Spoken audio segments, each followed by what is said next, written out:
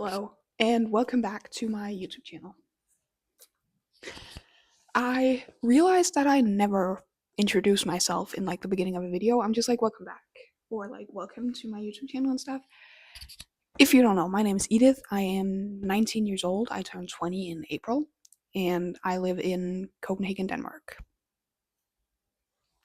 And I make book content, so if you like that, please stick around. Subscribe, like the video, everything. Comment down below, stuff like that, because it means the world to me. Any kind of interaction with this video is going to mean the absolute world to me. Today we're going to do a sit down video because it's been a while.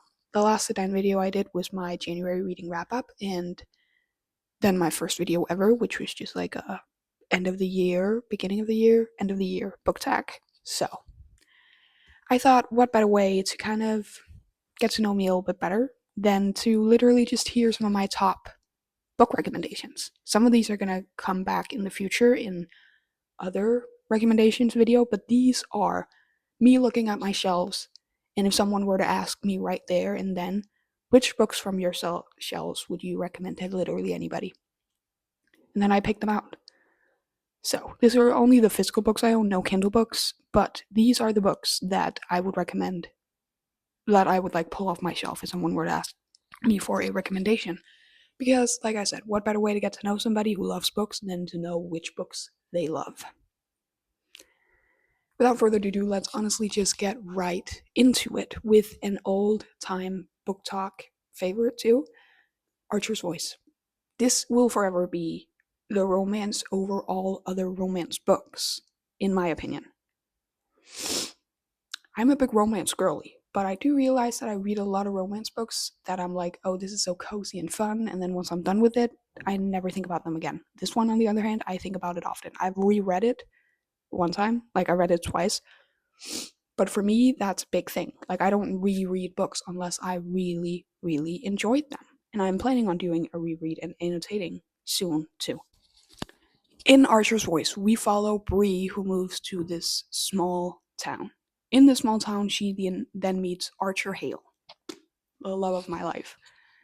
Archer is kind of known in this town as being I feel like they talk about him like a weirdo because he doesn't talk. And obviously, not a lot of people in this small town know sign language, so he kind of just becomes distant, doesn't talk to anybody. And it does turn out that the reason he doesn't talk is because of an incredible childhood trauma. So Bree actually ends up making an effort, which lots of people in this town have not. So she comes by, she helps him with stuff, he helps her, and they kind of just bond over this entire thing. And honestly, Archer is a golden retriever if it had been slightly abused. Okay, that came out wrong. He's such a sweet person, and once Bree finally gets through to him, he is a golden retriever at heart. And I love him. I just realized when I was looking through it 2 seconds ago that I actually already have underlines some things. It's obvious that the underlining is literally just me with a pencil going like this under every word, so it's like a little scrawny line, but that's just a sign that I loved it because I didn't recently start actually thinking about annotating, which I will be doing. Then, for a completely different vibe, completely different vibe, My Dark Vanessa. Check trigger warnings. First of all, before I say anything else, check trigger warnings. This is about Vanessa, and when she was 15 years old, she had a physical relationship with her teacher. Now, this is not student teacher, this is not a romance. This is a 15-year-old girl getting groomed by her ugly old teacher. And it is descriptive, it is disgusting to read. I felt sick reading it, but it's also an amazing story, told amazingly, if you ask me. So we follow her both a little bit when she was 15, but then also a couple years later when he is again accused publicly of doing stuff to a student. And it comes out that she had kind of a close relationship to him. So all these reporters wants to hear her story, but in her mind they were in love. So it's kind of about her years later discovering that maybe it wasn't what she thought it was. Then we have actually my all-time favorite book, I think. Like if I have to pick stuff off my shelf and be like, this is my favorite, then this one is it. I wouldn't recommend it to everybody because I know not everybody loves it, but I do. This is Bunny by Mona A. Ward. This is another one I need to reread and annotate and everything because it's been so long since I've read it and I remember loving it. I shared this on Instagram and I never share book content on Instagram. Honestly, I would describe it as Mean Girls meet The Craft. My favorite movie is The Craft, and this is basically that in a different font. Samantha meets these group of girls where they all call each other Bunny. They're like rich, pristine girls. It's about this group of girls, and the group of girls turns bunnies into men. And if the men aren't perfect or like something goes wrong, they blow up. So it's basically about this girl group. She gets into them, and maybe these group of girls aren't as sweet as they first come off to her, because of course they're mean girls. But I would just say, preface this: if you love The Craft, the movie about the witches, you would love this because it is basically the same thing.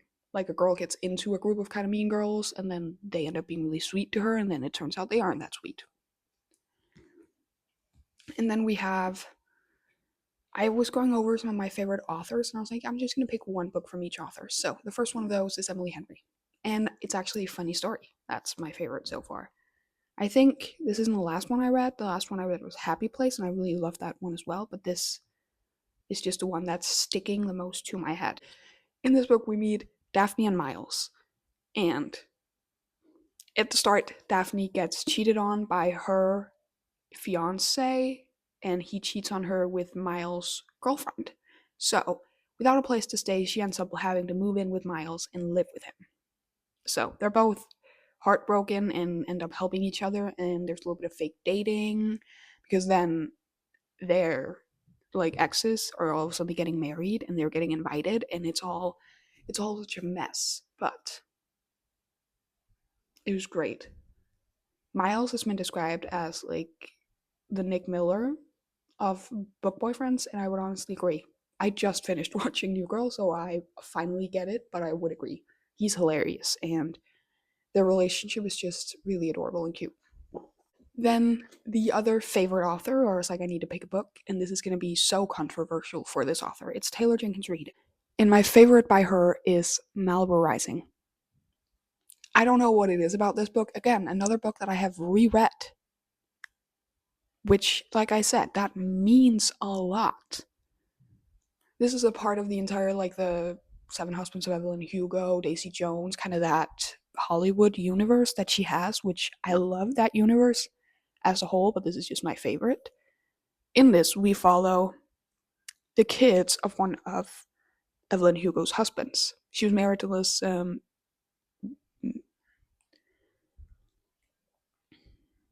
Mick Riva. Yeah, she was married to Mick Riva, and these are his kids with like another woman.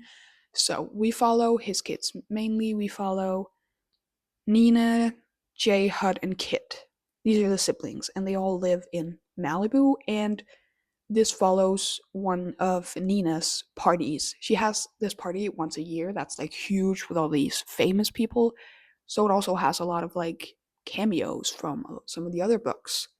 But it follows that, and at the end of the night, the house is up in flames. That's all I'm gonna say because that's all that's on the back. So, and I love this. The characters, perfect. And then we have an all-time favorite of mine, which honestly I feel like I've talked about this before. It is The Perks of Being a Wallflower. This I have reread multiple times, and I've watched the movie multiple times, and I'm planning on doing a reread and annotate because the first couple of times that I reread this, I borrowed it from a friend, and then I finally bought my own copy, and I have not gotten to reading and annotating it because I need to like do a deep dive annotating this. This is follows Charlie after something traumatic happens to him, and he has to go start high school. So it follows him starting high school, meeting this group of friends who are actually in the last year of high school, and you follow him kind of trying to overcome this trauma and fitting into this amazing friend group. I do know that there's a little bit of mixed opinions on the friend group. I love most of the characters in the friend group. They're all troubled in their own ways, and it's a beautiful story. I would recommend both the book and the movie.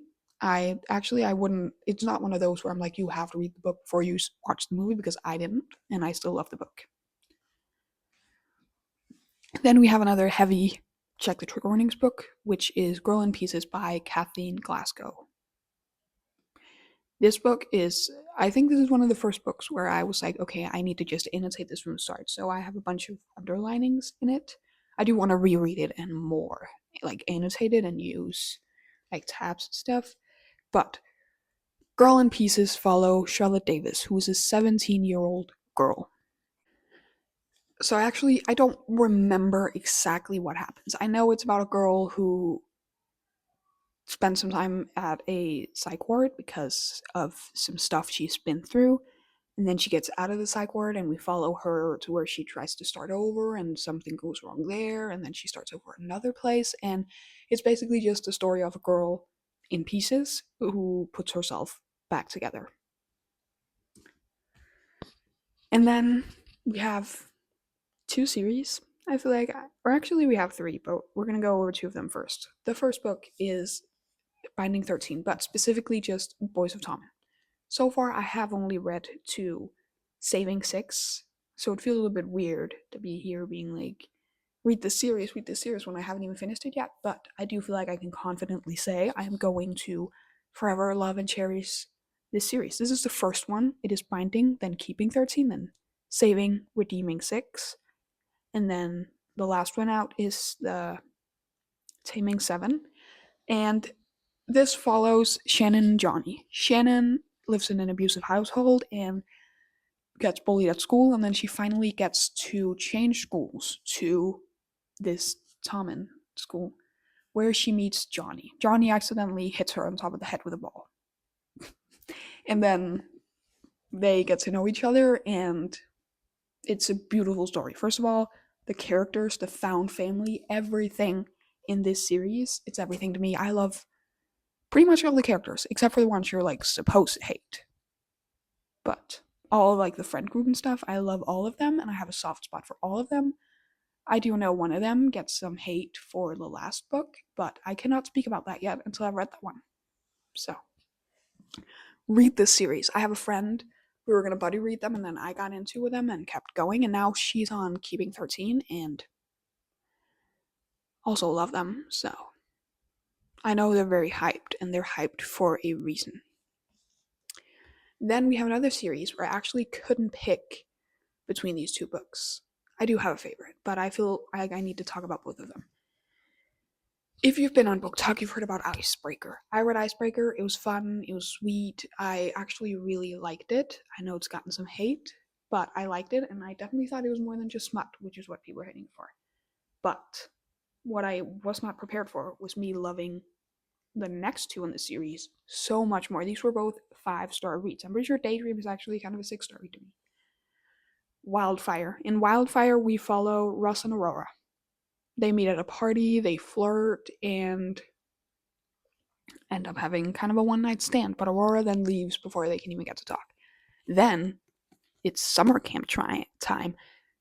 Aurora has been to this like um, summer camp as a counselor for years. She used to come there before as like one of the kids there, and it's Russ's first time. So there's like a huge rule that they can't do anything, and she doesn't care about the rules. He really does not want to be sent home because he really needs this vacation. All in all, I loved Russ. He was understanding King, he was sweet, kind, he was everything you would want in a book boyfriend. And I do not feel like he's talked about enough. And then in Daydream, we follow one of Russ's teammates, which is Henry and Hallie. And in this, Hallie ends up helping Henry with his homework and kind of like getting better in school, and he helps her get life experiences by fake dating her. and they were adorable. I've said this before, they were me in 2 different fonts. We're finally getting to like the last pile here. I do feel like I could definitely go more into depth with each book, but I also want to keep this spoiler free. Just like give you guys enough so that you want to read them, but not give it completely away either. So, the next one I was actually kind of surprised that I picked out, but I guess I get it. Like, I get why my brain would pick it out. I was like, I need at least one thriller because I actually really do like thrillers, but maybe when I looked at the shelf, there were none of them that I was like, oh no, this needs to be picked up, except for Daisy Darker by Alice Feeney. This specifically as the Audible audiobook, because that's how I read this. I do have the physical copy, but I did not read the book. I listened to the audiobook in one day while crocheting, and I loved it. It follows a family who goes to this island to celebrate their grandma's or like Daisy's grandma's birthday. And before midnight, the grandma is dead. And then once every hour, a new person dies. So I have to try and figure out who's killing people before it's too late. The plot twist had my jaw drop. And that doesn't happen often. I feel like in a lot of thrillers and stuff, I kind of figure it out beforehand, even the ones where people are like, the Silent Patient is one where a lot of people were like, it's predictable, and I actually didn't think it was predictable at all. I can't believe I didn't bring at least one of his books. I have all 3 of Alex's books, and I love them all. So, a little shout out to them. Apparently, they weren't good enough to get on this pile, though, but this was. Listen to it. Read it if you want to read it, of course, but if you do like audiobooks, this is an audiobook I would listen to. And then we actually have a nonfiction, but my favorite nonfiction genre, which is memoirs. We have I'm Glad My Mom Died by Jeanette McCurdy. I don't rate memoirs, but if I could rate this, I would give it a bazillion stars. This was beautifully written. Like some memoirs, you're like I enjoyed reading about Matthew Perry in his memoir, but you could definitely tell that he was not a writer or like made to be a writer or anything. And he didn't have that great of an editor. This was put so well together. Again, check out trigger warnings. It does have a few of them, and it follows Jen McCurdy. If you don't know her, she's was big in the Disney Channel days on iCarly and Sam and Cat. So we kind of follow her through those days with an eating disorder and having a mom that is a terrible person. Honestly, reading this, you would understand why the title is I'm Glad My Mom Died. And it was a beautiful story. I love reading memoirs. I did just buy a bunch of memoirs, so look forward to seeing some more reading vlogs featuring memoirs because I love them. And then I had a phase when I first discovered some stuff about myself where I read a lot of books in a specific kind of type, genre, whatever. And 2 of those really stuck with me. I mean, again, shout out to Red, White, and Royal Blue, the book that got me into reading. And actually, I should have brought that. Whatever. Sitting here, I could have brought 1,000 more books to talk about, but these are the ones I feel like I need to talk about. She Gets the Girl by Rachel Lippincott and Alison Derrick. These 2 authors, they're married, I think, actually, and they've written other kind of big books. 5 Feet Apart is the biggest one that I've heard they've read or wrote. But She Gets the Girl follows Alex and Molly. Alex is kind of like confident, she's good at flirting, they described it in the back. She knows how to get the girl, but she doesn't know how to actually keep a girl. Molly, on the other hand, is completely in love with this one girl, but has no idea how to get her at all. So they end up striking up a deal, fake dating, where they help each other with each of their problems. So Alex teaches Molly how to be more confident and how to be more out there, while Molly teaches Alex more about how to be there for the one girl you want. And in the end, they fall in love. This was a cute YA little romance. I remember reading this and really loving it. I remember feeling very represented in the 2 girls in like different ways. The same way with like Daydream, where they were like me, but in different kind of aspects of me.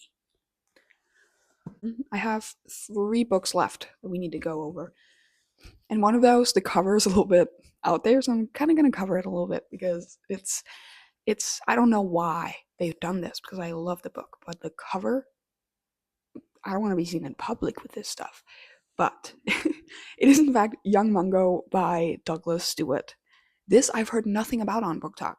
Well, I searched it up after I finished it, and then I heard some stuff. But other than that, I've heard nothing about this. This was a book my mom got me because I have the most amazing mom, and apparently she gets me a lot of the books that I don't hear about but then end up loving. So, if that doesn't show you that my mom knows me, I have no idea what does. We follow Mungo and James. They're Protestant and Catholic, and they live in this like extremely masculine world, like where the only thing that matters is that you're strong and you're a real man, if that makes sense. And they fall in love. So if you can sense that, that's not a good place in the world to be, to fall in love being two men. But it follows them. They meet, they become like best friends, they hang out all the times. But of course, there's always this like fear that they're going to be caught together because of the way the world works. And eventually, as far as I remember, his mother like finds out and then sends him on a fishing trip with two men. Again, I would check trigger warnings for this book because it was a little bit traumatizing and extremely upsetting to hear about. But it was an amazing story. It really was. I loved it. Last two books. First one, again, I have heard about the movie, and I have not heard that many people talking about the actual book, Wonder. This book is amazing. This is a coming of age YA book. And it took me a while to actually read the book. And I'm pretty sure this isn't even my book. As far as I remember, this was a book my mom borrowed from a friend, and then I got to borrow it, and then I like misplaced it for a little bit, and then I found it again, and then I read it recently. So it's been years.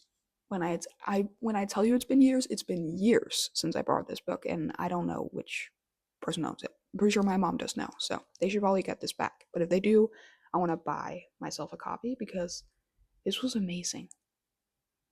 This follows Augie, who's had like his birth was very hard, and therefore he's had like 27 surgeries done on his face and body and stuff to like see and hear and smell and eat and everything, which of course has caused him to look a little bit different. So he starts middle school, I think.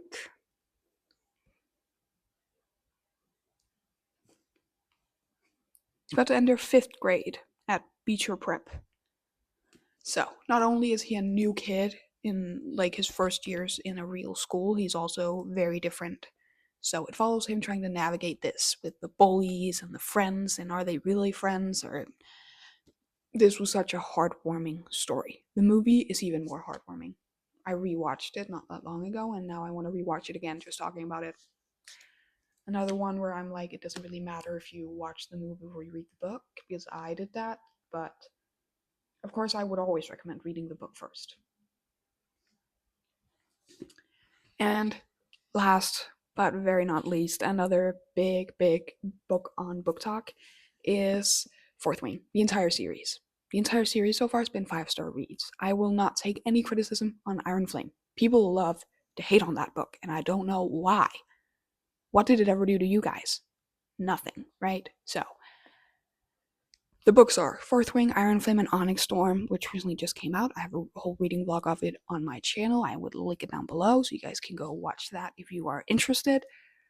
The characters, the world, everything. Fourth Wing, the first book, follows Violet, who was supposed to be what they call a scribe, which is she reads a lot of books, transcribes stuff, writes stuff down, whatever, smart. And then at the very end, it is decided that she has to be a writer that writes dragons. So she crosses this thing called a parafit. Wow. So I actually don't know how to say any of the words from this book, but she crosses into the world. There's a bunch of trials. They get sorted into like squads, which Fourth Wing Squad. And her squad is perfect. She meets St. Ryerson, the top book boyfriends of all book boyfriends, who at first she's kind of like, oh, he hates me and he wants to kill me. And in reality, he's just like oh, I love her, she's so beautiful, I want to kiss her and hold her and be hers forever. So that's the series. The first book, that's what the first book focuses on, is her getting into the war college and the first year at this war college, Basagath, which is where they ride the dragons. Also, her dragons are absolutely amazing. Top tier. Like, if dragons could be real people, I would definitely date Taryn, her dragon. So, that was it for this video. Those were my top book recommendations of the books I own physically. If you take anything away from this video, let it be to read all of these books. I don't know what else to say about that. Comment down below if you have read any of these books and what you thought of them, or comment down below if any of them are on like your TBR and you're like, oh, this pushed me to actually get going with it, because I'd love to know. Don't forget to like, subscribe, tap the bell to get notified every single time I post. I try to post once a week as much as possible, and any kind of support I am beyond grateful for. Beyond grateful. So I will see you all next week for a new video.